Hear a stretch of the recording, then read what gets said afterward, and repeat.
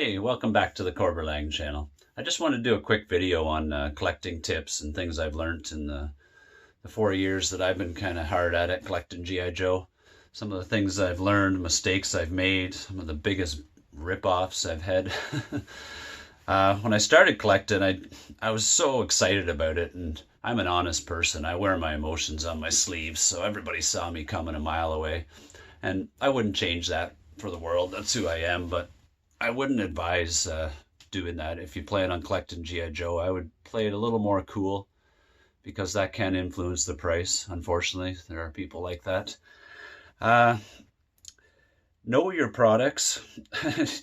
I remember asking one fellow for a lot of years, like, is this complete? Yes, it is. Okay. And then all of a sudden, I was told I can only sell these for what they were described to me as, which loosely translates, you better know your products, basically, because I'm not going to check for you. That's basically what that says. And after that, I started doing a little bit more research. I knew another fellow, he's passed away now, that I could trust. I could ask him, all the different stuff that I couldn't find in the books, little variations, like even some of the trooper head sculpts have different paint colors. Like there's little stuff, and I kind of understand these people that have spent a lot of time learning this stuff. They don't want to pass that information for free, but like, this is my fault completely, but I bought this fellow for 150 bucks, described to me as Satan from Argentina.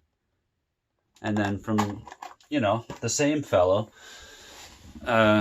once we realized that wasn't, there was no discussion. Maybe I should have asked of refunding the money. I kind of liked the figure anyway. I thought, whatever, I'll keep him. But then another Satan come along. I paid 400 bucks for him, and when I got home, I almost threw up. I felt so sick to my stomach. I looked on the ass of the figure there. It said Black Major. So I phoned the guy back and said, I don't want this. And he gave me my money back, thankfully. And the Ninja Coup was 300. That was a Black Major. I took the fall for that one. He said he was going to go after the fellow. Nothing more was said of it. Lesson learned, I guess. From the same guy, I paid 150 for this. Basically, what is it? Blood from the Baron. I took it back.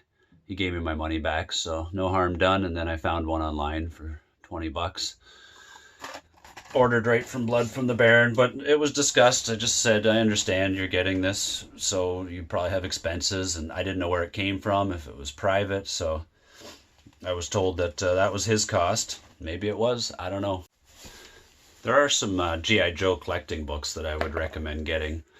With those, you can kind of see all the parts and see if what you're buying is complete and which version it is that you have. Personally, I don't mind promoting a lot of the small vendors and local dealers and stuff, but if you want to save a little bit more money, you can do flea markets.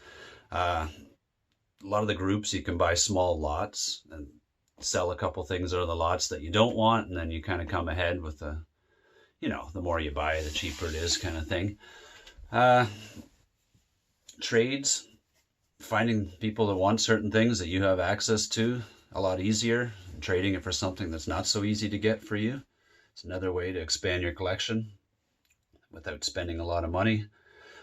I use the marketplace for quite a bit. Stuff comes up locally all around me that isn't from like a collector, so typically you're getting it for a good price. And that kind of stuff, it's okay. You're picking it up cheap, but you're keeping it. Really focus on what you love in your collection so you don't burn out. I see a lot of people that collect too fast and then they're kind of sick of it. Justice Curry calls it lily padding. He just kind of moves his focus around, and I do the same thing. If I get a little bit tired of G.I. Joe, which is almost impossible, but if it happens a little, then I'll just jump over to Motu and Masters of the Universe and collect some of that stuff. That gets a little bit boring. I can get into the stop motion, the play motion, the social media, sharing all your stuff with other people that love it. I'm going to mention this too, because I had a friend that would, every time he sold me something, he would show me a picture of eBay. Look at, this is what it's going for, and this is the price. I'm too nice to say something. I kind of let people run with it and see who they really are. But if you don't know this, just go on eBay and then go to the filter and then scroll down to sold items, and you flip that on. And you can see what the last one sold for, not what this person's asking for, or the most current price, because sometimes what people are asking, it never goes for that price. So you probably know that, but I just wanted to share that. I'm very excited for all the people getting into the new stuff. When I started collecting, it was all kind of vintage, and then it kind of gained popularity, and then it seemed like more retro lines from the toy companies started coming out, and I don't know. For me, that just seems like all of a sudden I realized all my money was going to new stuff. And I'm paying 30, 40 bucks for one action figure for something brand new, and I just realized this is what kind of burnt me out before and got me out of it, when you're just buying new stuff. And then in my experience, the vintage is always easier to sell and get rid of. And every time I clean up my toy room, it's the vintage stuff that is connected to my childhood that I'll never want to get rid of. So I've kept my focus on what I really love, and that keeps me collecting and keeps me from burning out and getting bored of it. But yeah, have some fun. All right. Well, thanks for stopping by.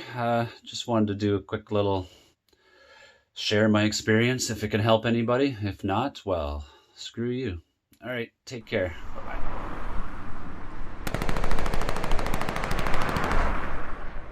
Hi, this is Bill Cosby. I'm here today to tell you to subscribe to the Cobra Lang YouTube channel. You see, I'm not sure what it even does, or if its content in any way, shape, or form is similar to the Cosby Show, Ghost Dad, Fat Albert with the hey, kids say the darndest things, or even the Jello pudding pop commercials, but what I can tell you is that I owed him a favor from my time in the joint, you see.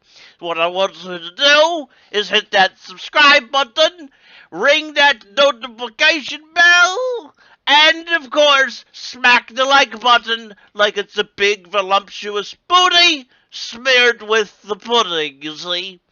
You don't want to sleep on this, and trust me when I tell you not to sleep on something, you see, you don't want to do it. So like, share, comment, subscribe, and eat the pudding, you see.